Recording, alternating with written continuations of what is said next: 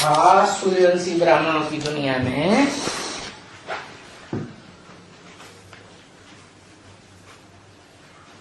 दो जोन खास हैं।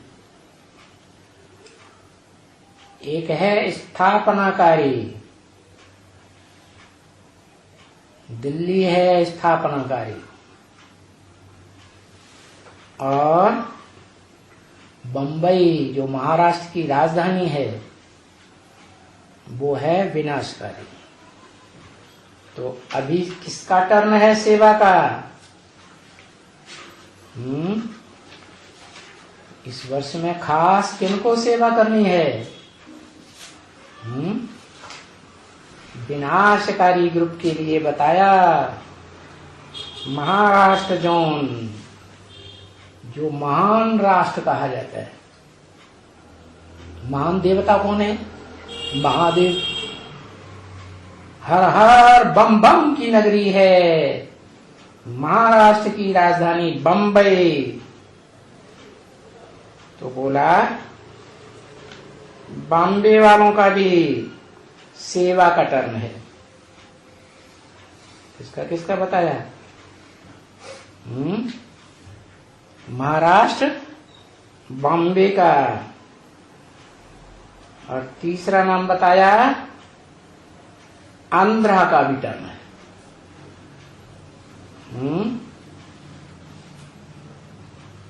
आंध्रा माने अंधे, अंधे की औलाद कैसे होंगे? अंधे। कहानी है ना, ब्राह्मणों की संगति की दुनिया की ही कहानी है। विषय सागर कहो, विषय वैतरणी नदी कहो, इस संसार को, इसको पार करने के लिए अंधे ने लंगड़े का सहारा लिया और लंगड़े ने अंधे का सहारा लिया। एग्रीमेंट हो गया दोनों में। क्या एग्रीमेंट हुआ?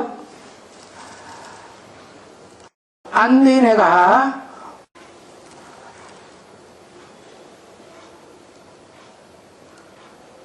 मैं तुमको सहयोग दूंगी, और लंगड़े ने कहा मैं तुमको सहयोग दूंगा।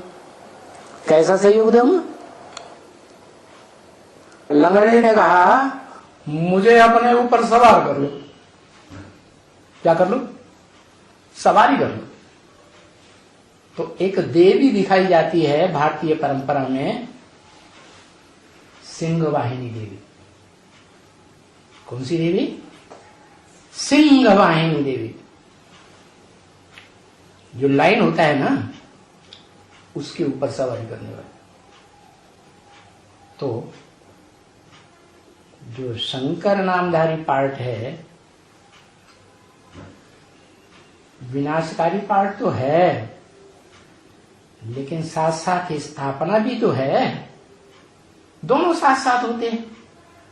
तो विनाशकारी के साथ कौन चाहिए? स्थापनाकारी भी चाहिए।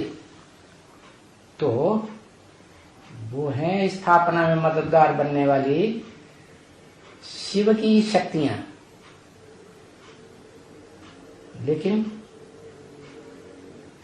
वो चंद्रवंश में पैदा होती है, बड़े से बड़ी शक्ति,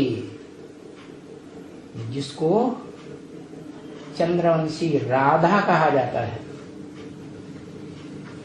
राधा का अर्थ ही है राम को धारण करने वाली। जीवन में राम को जिसने धारण किया, एक जन्म के जीवन में नहीं, जन्म जन्मांतर के जीवन में धारण किया। और कोई भी आत्मा इस शशिरूपी रंगमंच पर नहीं है जो जन्म जन्मांतर शंकर को वर्ण कर पाए। राधा कहो, पार्वती कहो, अंधी है ना, चंद्रवंश में जन्म लेती है ना। चंद्रमा तो अंगारा भी बन जाता है, कलाएं बढ़ते बढ़ते उजाला भी बन जाता है। तो चंद्रमा जब अंधा हो जाता है तो उस अंधे की बच्ची है, सदा सोजरे की बच्ची नहीं है।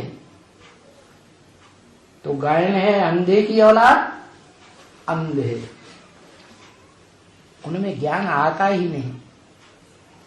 क्यों? क्योंकि वो अंधा ज्ञान चंद्रमा कृष्णचंद्र की आत्मा ज्ञान के मर्म को समझती ही नहीं, बच्चा बुद्धि होने के कारण। लेकिन है इनोसेंट बच्चा। बच्चा तो महात्मा होता है ना, तो वो महात्मा बच्चा बहुत प्यारा होता है, और माताओं को तो बहुत प्यारा लगता है। माताएं तो कृष्ण के ऊपर नाम लेते ही न्यौछावर हो जाती है।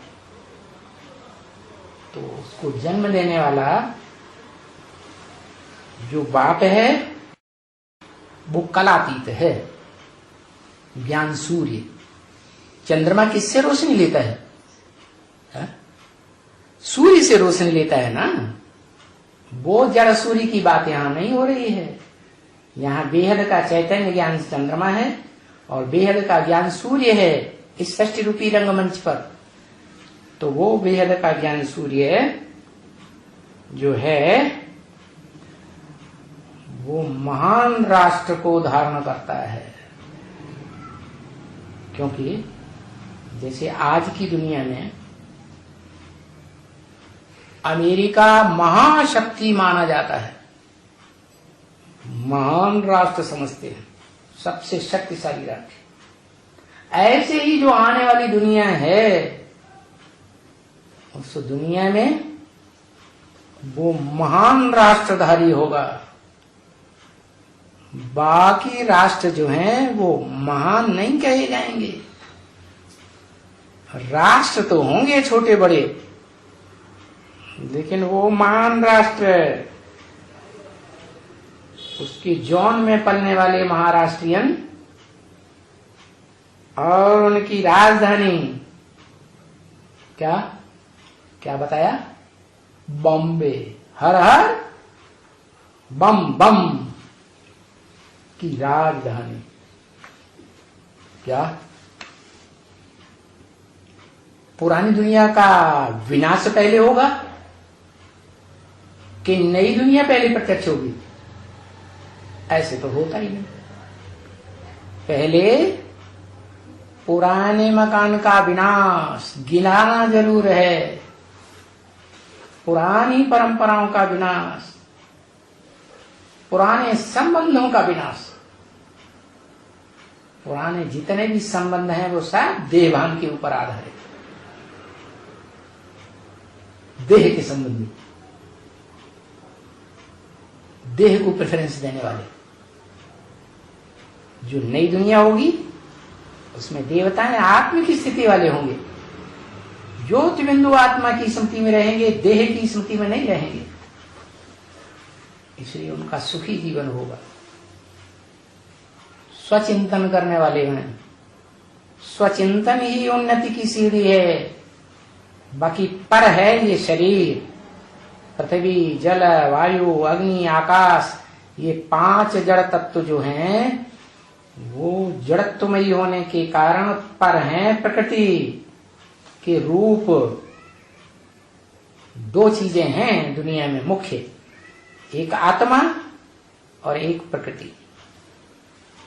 प्रकृति जड़त्वमयी बुद्धि वाली और आत्मा चैतन्य। जब आत्मा चैतन्य सात्विक बनती है, स्वचिंतन में स्थिर रहने वाली, आत्म की स्थिति में स्थिर होने वाली, जो गीता में कहा स्वधर्मे निधनम से यह परधर्मो भयावह। स्वधर्म बहुत श्रेष्ठ है। परधर्म अर्थात प्रकृति का धर्म, प्रकृति की धारणा बहुत भय पैदा करने वाली है।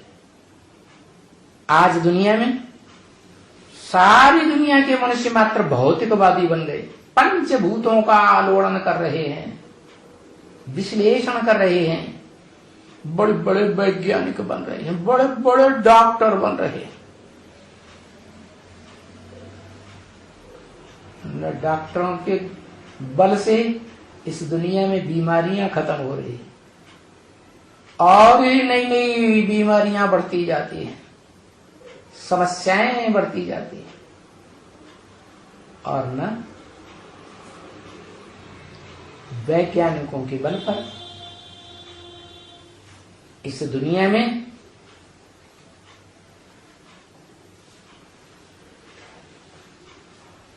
न वैज्ञानिकों के बल पर इस दुनिया में सुख शांति बढ़ रही है। सब अशांत हो रहे हैं, सब दुखी हो रहे हैं। क्या होने वाला है? इतनी एटॉमिक एनर्जी तैयार हो रही है। द्वितीय विश्व युद्ध में तो छोटी छोटी 20-20 मेगावाट की बम्बियां विस्फोट हुई थी। उस समय कितना हाहाकार हो गया था विश्व में। उस समय के घायल आज भी हॉस्पिटल्स में पड़े पड़े हाय हाय कर रहे हैं। उनकी हाय हाय देखी नहीं जाती किसी से। अभी तो हजारों हजार वाट के एटम बम बने पड़े हैं, एक देश में नहीं अनेक देशों में। परंतु किसी में ताकत नहीं है। वैज्ञानिकों में इतना आत्मविश्वास नहीं है कि अपनी ही बनाई हुई रचना एटम बमों को विस्फोट कर सकें, क्योंकि जानते हैं हम विस्फोट करेंगे तो दूसरे राष्ट्र भी विस्फोट करेंगे और विश्व युद्ध छिड़ जाएगा। और विश्व युद्ध आने पर जब सभी एटॉमिक एनर्जी से विश्व युद्ध में कूद पड़ेंगे तो ये सारी दुनिया भस्म होने वाली है। तो हम भी भस्म हो जाएंगे। तो आत्मविश्वास सा पर डगमगा रहा है। तो सच्ची रूपी रंगमंच पर ऐसी आत्मा चाहिए जिसके आत्मविश्वास को कोई डिगा न सके। और वो भारतीय पुराणों में, भारतीय परंपरा में गाया हुआ है। एक ही मनुष्य मात्र है जो सृष्टि विनाश हो जाती है लेकिन उसका विनाश नहीं होता। वो महाकाल गाया हुआ है। कौन? कहां का महाकाल प्रसिद्ध है?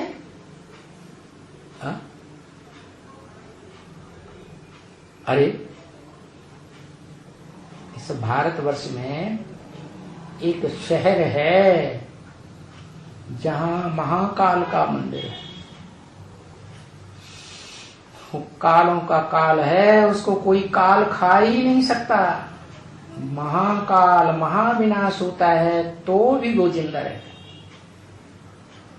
जो गैन है, शंकर का कोई माता पिता नहीं, उसको कोई जन्म देने वाला नहीं, उसकी कभी मृत्यु नहीं होती। महामृत्यु भले हो जाए लेकिन उसकी मृत्यु नहीं होती। वो एक ही शख्सियत है इस संसार में जिसका शरीर नष्ट नहीं होता। और उसी को गीता में कहा गया है अव्यक्त मूर्तिना।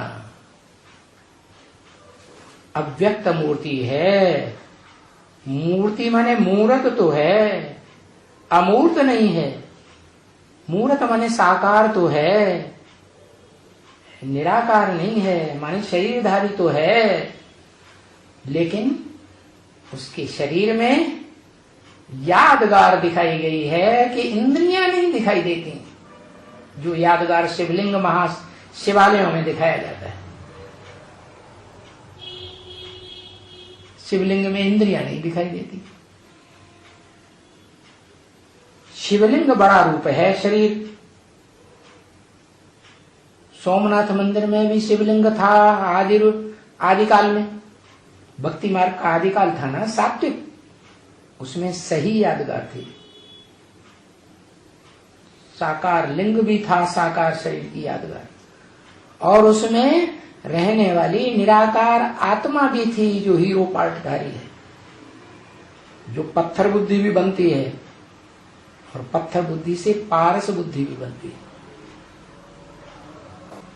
जिस हीरे की यादगार आज भी विदेश में रखी हुई है। जिसका नाम है कोहनूर होरा हीरा।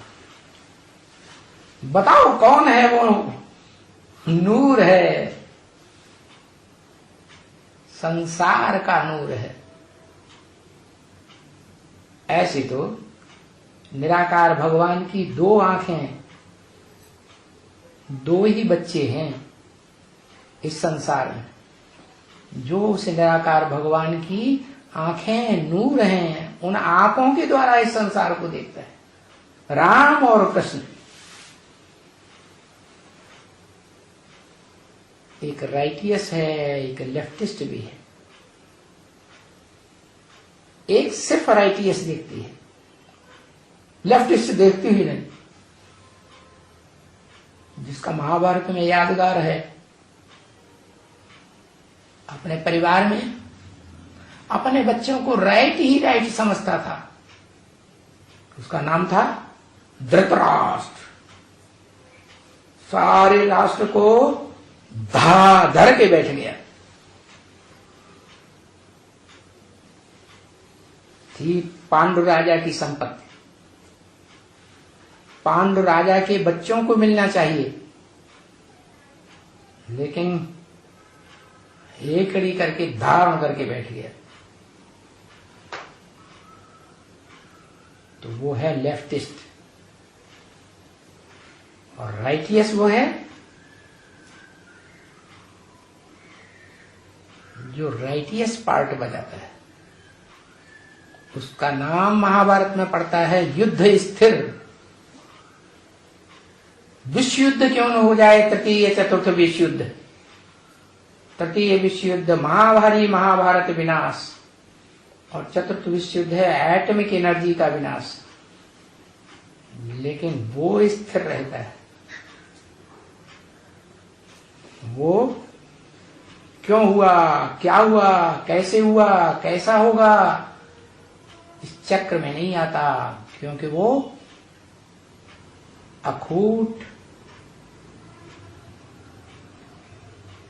ज्ञान का भंडार, शिव का बड़ा बच्चा है।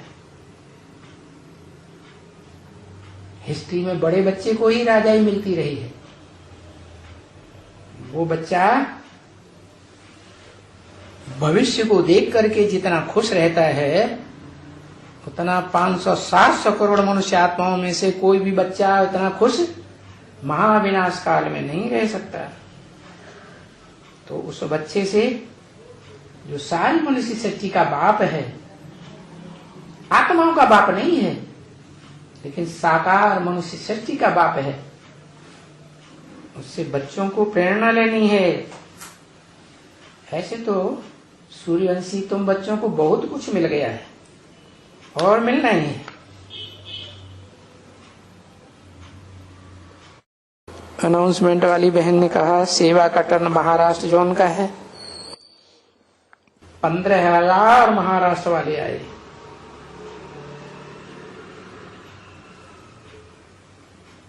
अच्छा ही है। कितने आए हैं? स्थापनाकारी दिल्ली, नॉर्थ इंडियन, और साउथ इंडिया का जो मुख्य शहर है, साउथ इंडिया की मुख्य राजधानी माया की नगरी कही जाती है बॉम्बे। बॉम्बे है विनाशकारी बताया, दिल्ली है स्थापनाकारी।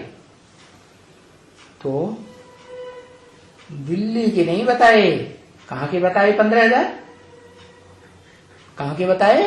बताए महाराष्ट्र जोन के, विनाशकारी जोन के 15,000 आए। कौन आए? आए हैं बाप दादा जिनको देख रहे हैं सामने। कौन है? विनाशकारी कितने हैं? स्थापनाकारी कितने? और कहां हैं? सूर्यवंशियों में है कि दूसरे वंशियों में? ब्राह्मणों की दुनिया में सूर्यवंशी हैं, जो पहले भी घोषणा की थी आज से 40 वर्ष पहले क्या बेसिक ब्राह्मणों की दुनिया के बीच में घोषणा की गई थी, पुराने ब्राह्मणों की भ्रष्टाचारी दुनिया का विनाश और नई श्रेष्ठाचारी दुनिया का आरंभ होने वाला है। वो मानसिक बात थी, संकल्पों की बात थी। अभी तो प्रैक्टिकल में होना है। तो प्रैक्टिकल में ऐसे विनाशकारियों की संगठन की बात की, विनाश की सेवा करने वाले बच्चे हैं जिनकी संख्या कितनी बताई? 15,000। स्थापनाकारी भी तो इतने ही होंगे। स्थापना के साथ साथ विनाश भी होता है ना। तो 15,000 स्थापनाकारी और 15,000 विनाशकारी, टोटल 25-30,000 हुए। स्थापनाकारी और विनाशकारी वो सूर्यवंशी बच्चे आए हुए। अच्छा है।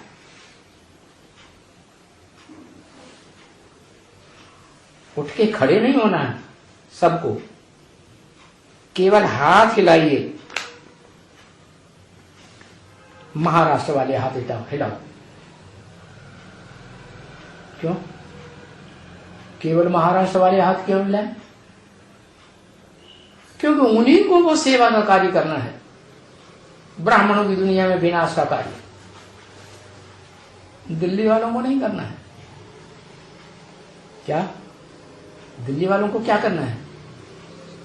क्या करना है? स्थापना करनी है। दिल्ली है स्थापनाकारी, बंबई है विनाशकारी। और सभी उमंग उत्साह में महाराष्ट्र वाले, महाराष्ट्र, बॉम्बे, और तेलंगाना। कौन से आंगन? जिनके आंगन में तेल भरा हुआ है। क्या कहा? आज की दुनिया में सबसे बड़े साहूकार देश कौन से माने जाते हैं? जिन देशों में कौन सी ऊर्जा ज्यादा भरी पड़ी है? तेल, घी नहीं, घृत याद को कहा जाता है। जो बाप को पहचानते हैं और पहचान करके उस साकार में निराकार को याद करते हैं, वो घृत पीते हैं। बाकी जो साकार को पहचानते भी नहीं,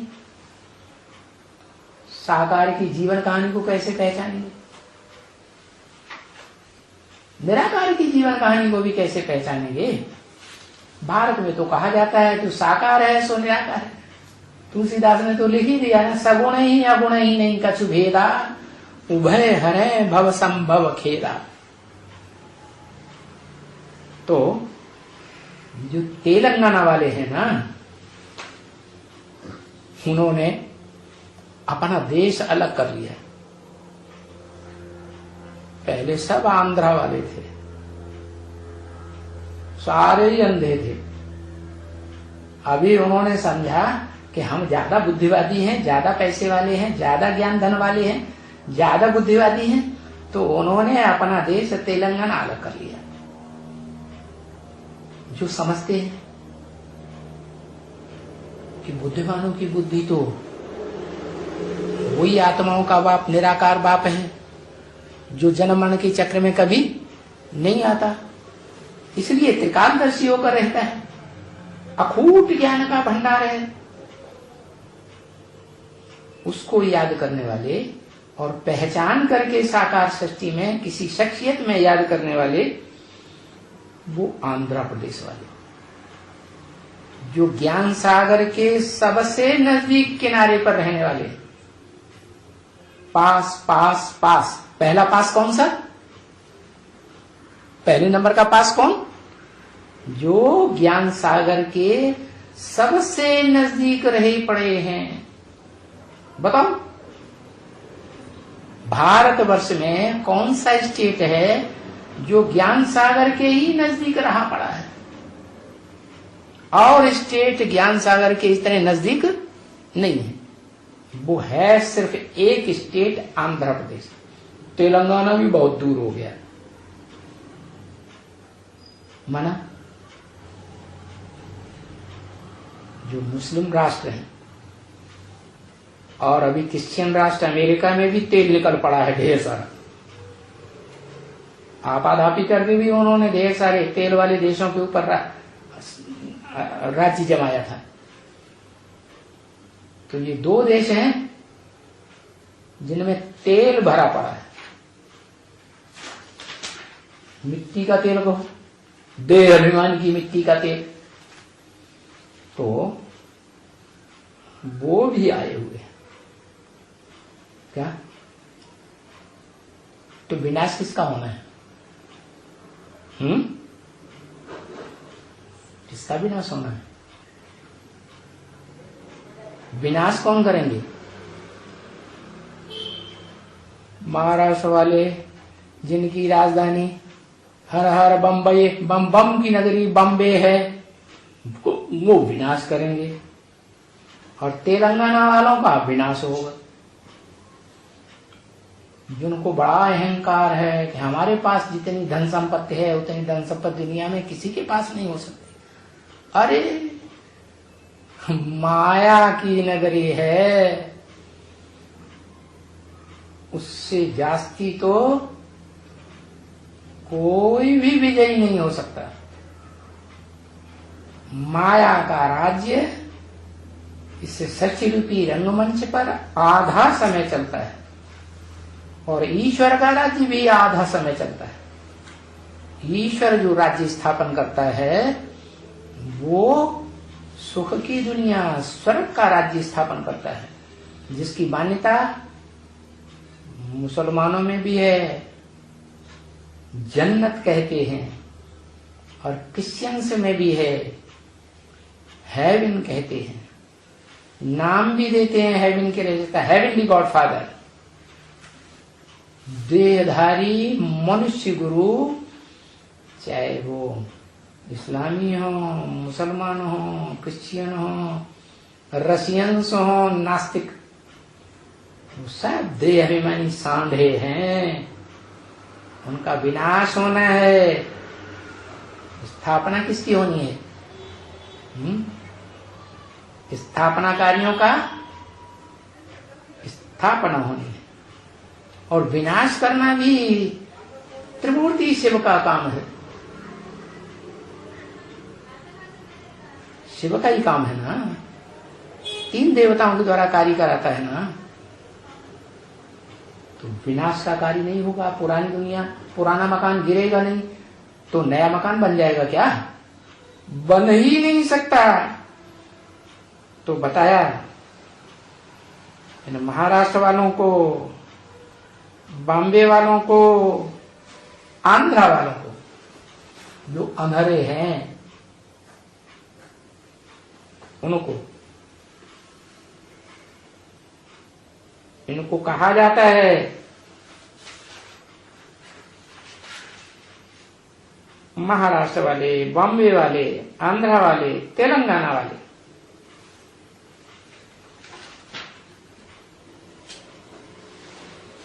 बाप दादा भी बच्चों को देख करके खुश है।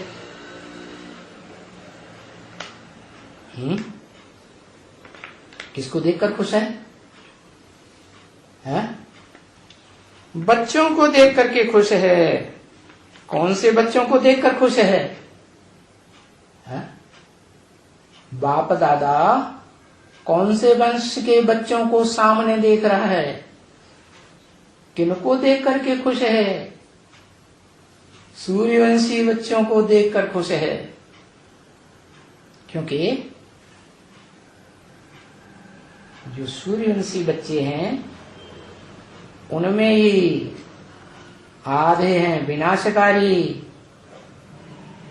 जो ब्राह्मणों की संगमी दुनिया में 76 के बाद से लेकर के अब तक आ रहे हैं, और उनमें ही स्थापनाकारी हैं। आधे स्थापनाकारी और आधे विनाशकारी। उन बच्चों को देख करके खुश हैं कि जो बाप ने सेवा दी है वो सेवा तो करने वाले हैं। और हर एक बच्चा पुरुषार्थ करके अपना या बाप का नाम प्रसिद्ध कर रहे हैं। क्या नाम किस आधार पर प्रसिद्ध होता है? नाम होता ही है काम के आधार पर। क्या जैसे नाम है राम, रम्यते योगिनो यस्मिनीति राम, जो योगियों के दिल में रमण करता रहता है। योगी लोग जिसको याद करके बड़े प्रसन्न खुश होते रहते, उसको कहते हैं राम। माने हीरो पाटधारी विश्व पिता आदम, वो सूर्यवंशी बच्चे, मनुष्य सृष्टि का बाप, चाहे वो आत्मा बनते हैं या देवान में रहते हैं, वो तो सारी दुनिया के लिए प्रसिद्ध है ही। क्योंकि सारी दुनिया निराकार को मानती है, चाहे स्वदेशी हो चाहे विदेशी हो, स्वधर्मी हो विधर्मी हो। लेकिन ये बच्चे महाराष्ट्र, बॉम्बे, आंध्रा वाले, ये ऐसे बच्चे हैं जो बाप का नाम प्रसिद्ध कर रहे हैं, ऐसी सेवा कर रहे हैं। तो निर्वैर भाई ने पूछा, बाबा एक बात और पूछनी है। क्या बात? सभी ब्राह्मणों को मिलकर कौन सा एक संकल्प करना चाहिए? सभी ब्राह्मणों को मिलकर के वर्तमान समय के अनुसार कौन सा एक संकल्प इकट्ठा करना चाहिए? बाप दादा ने बोला, ये तो अधिकार है आपका, इसलिए इस अधिकार को प्रेजेंट करने के लिए बाप देख रहा था कौन कौन क्या कहां तक पहुंचे हैं।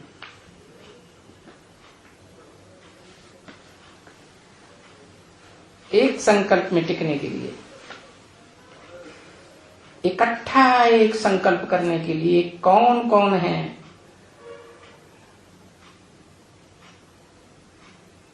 कौन से नंबर वाले धर्म के हैं? कौन कौन धर्मों में कन्वर्ट होने वाले हैं? द्वैतवादी द्वापर युग से, जब से दूसरे दूसरे धर्म वाले आते हैं, दूसरे दूसरे राज्य स्थापन करते हैं, दूसरी दूसरी मतें फैलाते हैं, दूसरे दूसरे क्रियाकर्म करना शुरू कर देते हैं। तो कौन कौन बच्चे हैं और वो क्या हैं? सूर्यवंशी हैं, चंद्रवंशी हैं, इस्लाम वंशी हैं, बौद्ध वंशी हैं, क्रिश्चियन वंशी हैं, उनके फॉलोअर्स हैं। माने उन धर्म पिताओं के बाद में इस सृष्टि पर रंगमंच पर पार्ट बजाने वाले हैं, या सतयुग त्रेता सूर्यवंश चंद्रवंश से आए हुए भारतवासी दूसरे धर्मों में कन्वर्ट होने वाले बच्चे हैं, क्या हैं? और वो सब कहां तक पहुंचे हैं बाप के नजदीक? सबकी पुरुषार्थ की दौड़ एक जैसी होगी या नंबरवार होगी? नंबरवार ही होगी। तो बताया कहां तक पहुंचे? पहुंचे हैं, बाकी पुरुषार्थ अच्छा किया है। किसने अच्छा किया है?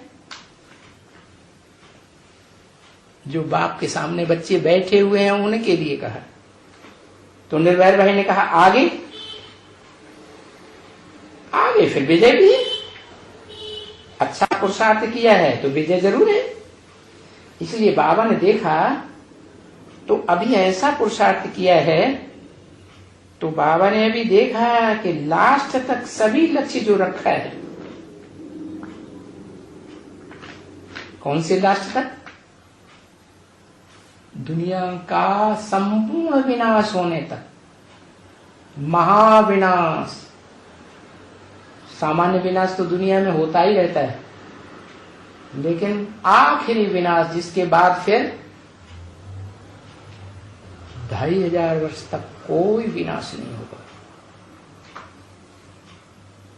तो लास्ट तक सभी ने लक्ष्य जो रखा है वो प्रैक्टिकल में करके दिखाएंगे, चाहे वो विनाशकारी बंबई कलकत्ता वाले हों और चाहे वो स्थापनाकारी नॉर्थ इंडिया के दिल्ली वाले हों, करके ही दिखाएंगे।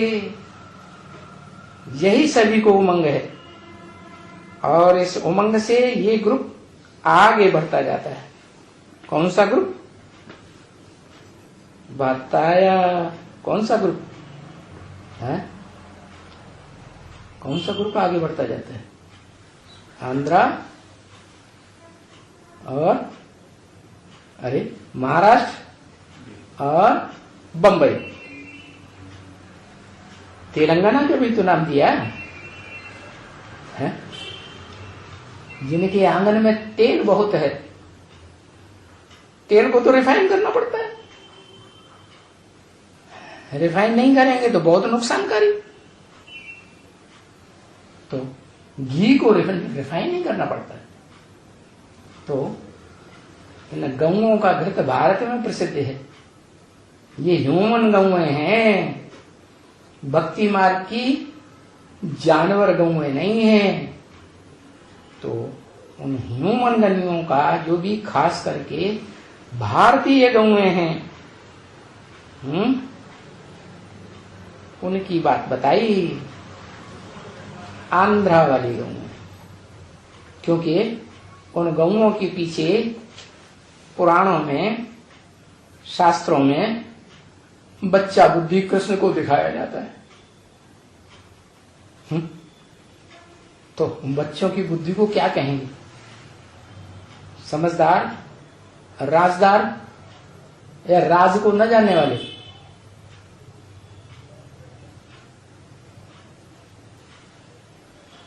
राज विद्या राजगुह्यम गीता में गाया हुआ है ना। इसके राज्य को नहीं समझने वाले हैं। तो बताया ये अंधे जरूर हैं, लेकिन लंगड़े से एग्रीमेंट किया हुआ है, दिल के अंदर है कि एग्रीमेंट प्रैक्टिकल में आएगा। लंगड़े कौन है? जो रुद्रमाला के मणके हैं,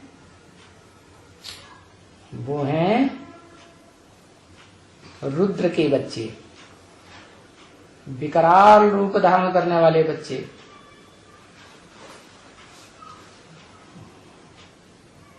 उन बच्चों की शिफ्ट है कि वो लूले लंगड़े हैं।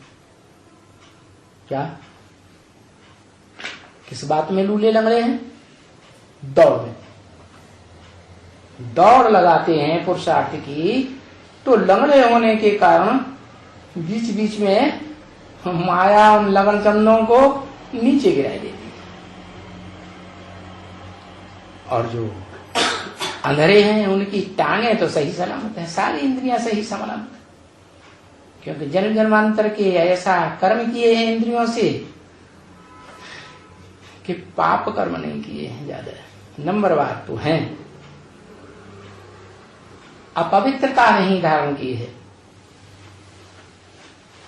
विभिचारी नहीं बने हैं। क्या?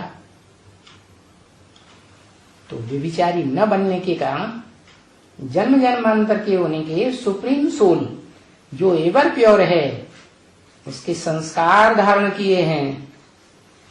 इसलिए वो अंधरों का ग्रुप, जिस आंध्र प्रदेश में यादगार में आज भी हर कन्या माता का नाम लक्ष्मी कहा जाता है,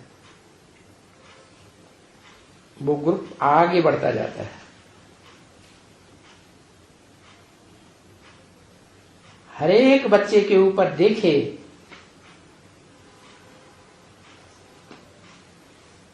हर बच्चे के ऊपर विजय का तिलक दिखाई देता है।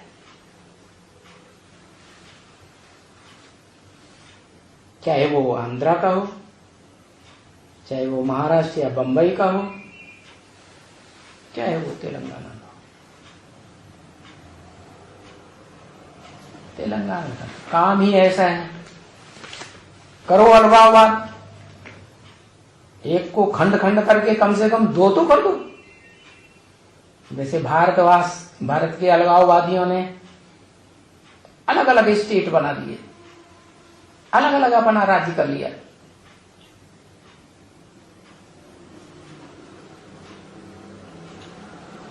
नॉर्थ इंडिया में उत्तर प्रदेश शेर की शक्ल में दिखाया जाता था, उसका भी सर काट दिया, गेंडा बना दिया।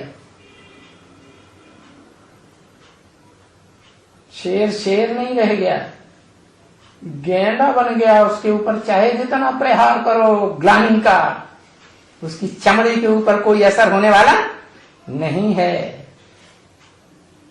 उस गेंडे की चमड़ी की ढाल इतनी अकाट्य होती है कि कोई भी शस्त्र का वार उस ढाल के ऊपर असर ही नहीं करता। तो वो गेंडा उत्तर प्रदेश के लिए बोला है अव्यक्तवाणी में। उत्तर प्रदेश को धर्म युद्ध का खेल दिखाना है। क्या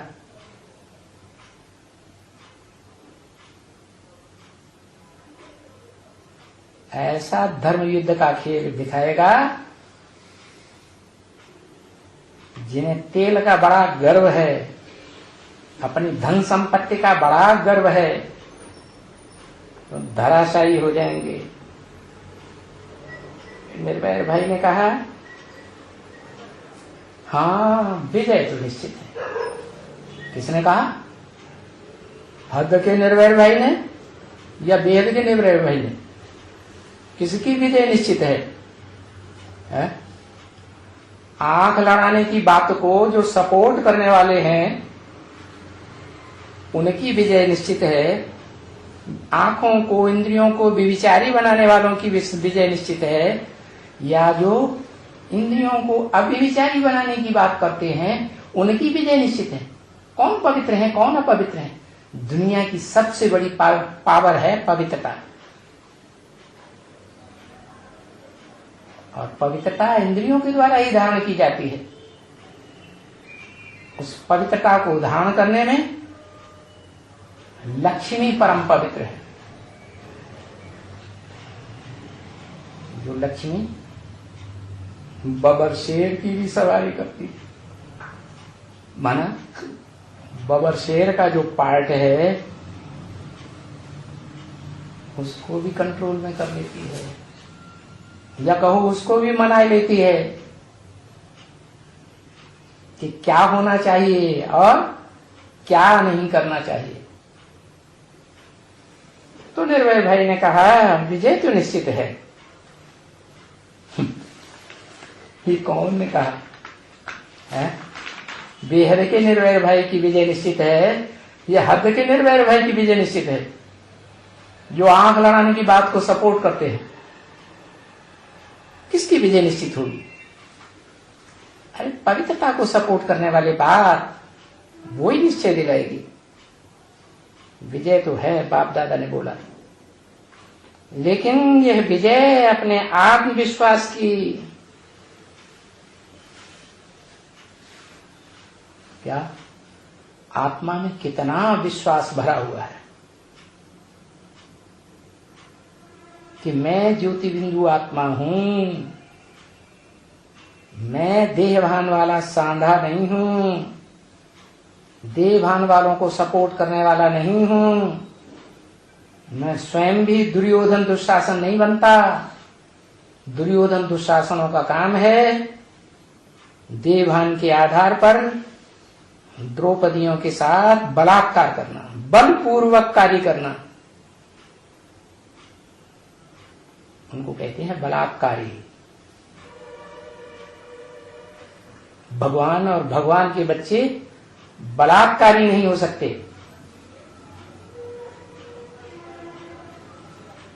दुर्योधन दुष्टासन नहीं हो सकते। भले ब्रह्म वाक्य मुरलियों में है, भगवान का ही बोला हुआ महावाक्य है। इस दुनिया के सब पुरुष दुर्योधन दुशासन, सब मनुष्य, नारियों को नहीं बोला, सब नारियां। क्यों बोला? प्रैक्टिकल बात है तो बोला। घर घर में दुर्योधन दुशासन बैठे हुए हैं, घर घर में द्रौपदियां बैठी हुई हैं, जो दुर्योधन दुशासनों के द्वारा उन द्रौपदियों की इच्छा हो या न हो उनके ऊपर बलात्कारी बनते हैं। तो आत्मविश्वासी कैसे बने? देवानी हुए ना। आत्मा के ऊपर विश्वास करने वाले कहां हैं? जो गायन है, अपन को आत्मा समझो। स्वधर्मे निधनम श्रेयः, अपने आत्मिक धर्म में मर जाना भी अच्छा है। धर्म पर ये पर धर्म न छोड़िए। देहभानी मत बनो, देहभान का प्रदर्शन करने वाले मत बनो, दुर्योधन दुशासन मत। तो आत्मविश्वास, देह का विश्वास नहीं। देह तो विनाशी है, आज है कल नहीं रहे। आज बड़े राष्ट्रपति बने पड़े हैं अमेरिका के, बड़े महामंत्री बने पड़े कोई भी देश के, क्या लंबे समय तक स्थायी रहेंगे? अरे ये तो अल्पकाल का है। आत्मा सदा काल के लिए है। आत्मा की मृत्यु कभी नहीं होती है। तो पहली बात आत्मविश्वास की, और दूसरी बात जो आत्मा के निश्चय में रहने वाली आत्माएं हैं, रुद्रमाला के मणके या विजयमाला के मणके,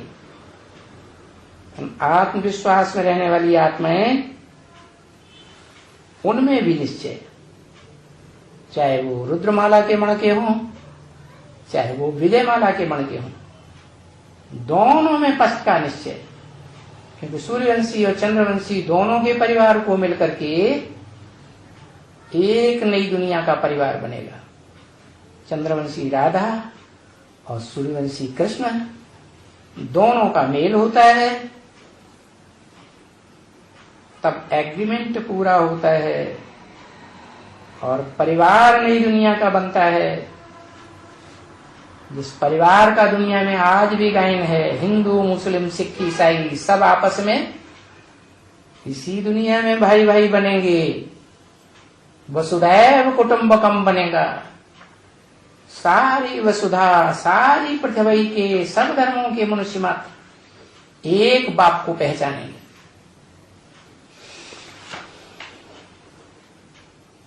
तो दोनों के मिले हुए राज्य में काम में आए।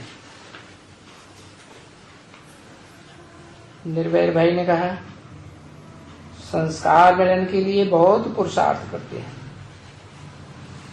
फिर भी अभी तक उसमें सफल नहीं है। तो वह संस्कार मिलन की सफलता कैसे होगी बाबा? उसका सहज तरीका क्या है? अभी तक एरिया के लिए, कुछ और बातों के लिए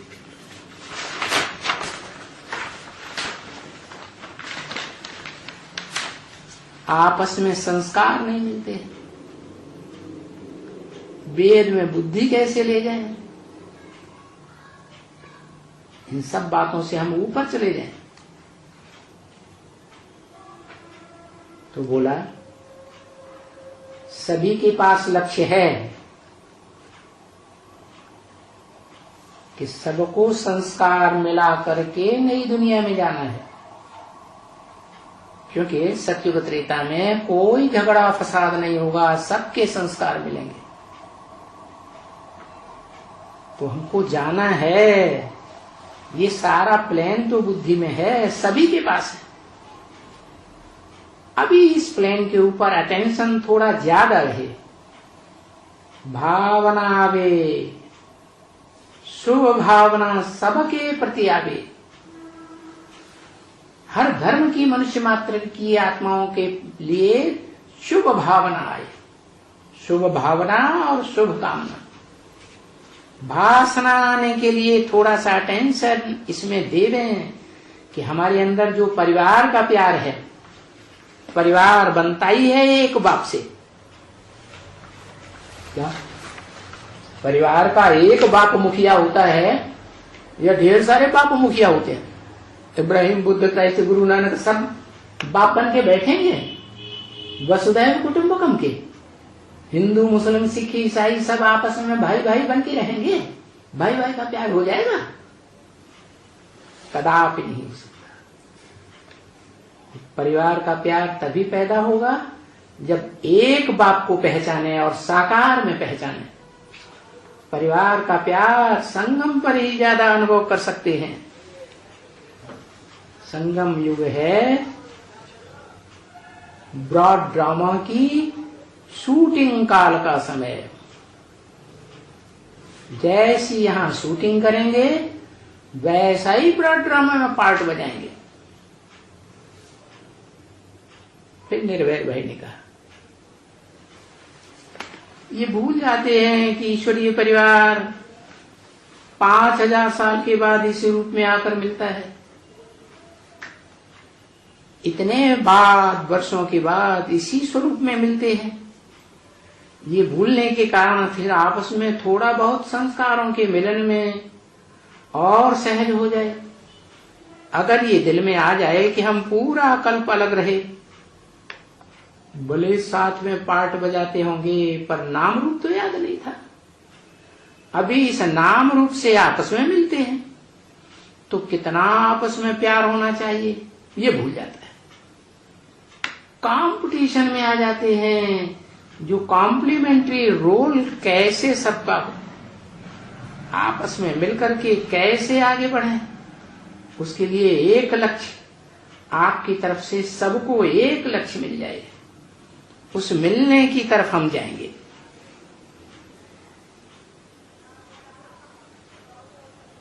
दादा लेखराज ब्रह्मा की आत्मा बोली, लक्ष्य यही रखें कि होना ही है। क्या ऐसे तो नहीं कि नहीं होना है? नई दुनिया आएगी, स्वर्ग आएगी, जन्नत आएगी तो सबके संस्कार मिलेंगे। सभी यही सोच रहे हैं कि यह इस बात पर क्यों सोच रहे हैं कि सबके संस्कार मिले। सारी पढ़ाई ठीक है और पढ़ने वाले भी ठीक हैं, तो फिर ये क्वेश्चन तो है ही नहीं कि संस्कार कैसे मिले। अभी यही लक्ष्य रखो कि हम बनने हैं, उसमें आपका पार्ट सहयोगी बनने का नहीं है।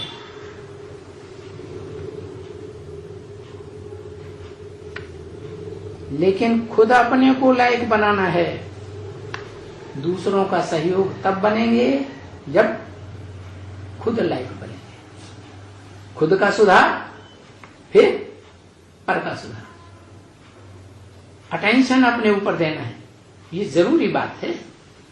और बाबा ने देखा है कि सबको इसका बहुत ख्याल है कि बनना ही है, बन रहे। पुरुषार्थ अनुसार तो नंबर लेंगे, लेकिन पहले ये ध्यान रखो, अभी तो हम जैसे पूछते हैं बाबा, वैसे आप भी आपस में रू रेहान करके जो राजधानी का सीट है वो अवश्य लेंगे। तो अभी ये संकल्प रखो कि अब राजधानी में क्या सीट लेनी है? और संकल्प वो ही रखेंगे जो इस बात को मानेंगे बाप दादा व्यक्त की कि दिल्ली में राजधानी स्थापन हो रही है। इसका जो अपोजिशन करने वाले हैं और बाप दादा का मुंह ही मुंह हाथ से बंद कर लेते हैं, अरे बाबा आप माउंट आबू में बैठे हैं, आप दिल्ली में नहीं बैठे हैं, कहीं आपकी बुद्धि खराब तो नहीं हो गई? अब ऐसे बुद्धि में कैसे डाला जाएगा कि दिल्ली में राजधानी स्थापन बाप दादा कर रहे हैं? तो देखो, राजधानी में बैठे तो हैं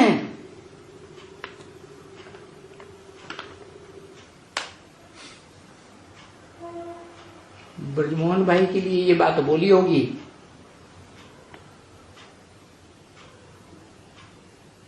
ब्रजमोहन का भी भेद का अर्थ वही है। क्या? ब्रज और निर्भय, ब्रज को मोहने वाले। अभी दिल्ली की राजधानी में तो हैं, बैठे तो हैं, लेकिन अभी दिल्ली की राजधानी में दिल्ली राजधानी में आपके साथ हो और भी राजधानी बुद्धि में रखनी। किसी भाई ने कहा, बाबा आपने तो सारी सीट शक्तियों को दे दी।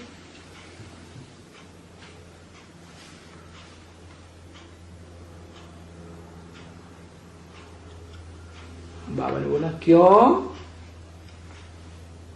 नहीं, वो हमेशा ही देखो,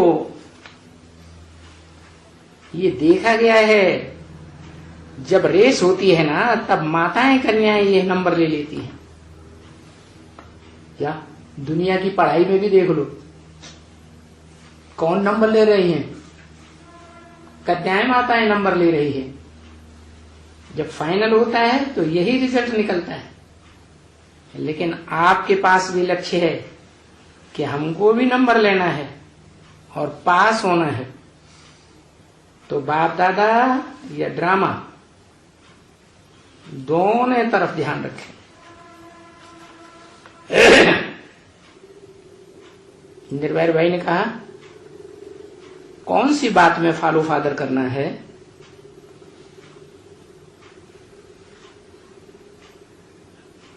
ब्रह्मा बाबा ने कहा, फॉलो फादर का अगर अटेंशन है तो फिर प्रैक्टिकल लाइफ में सब प्रैक्टिकल दिखाई देना चाहिए।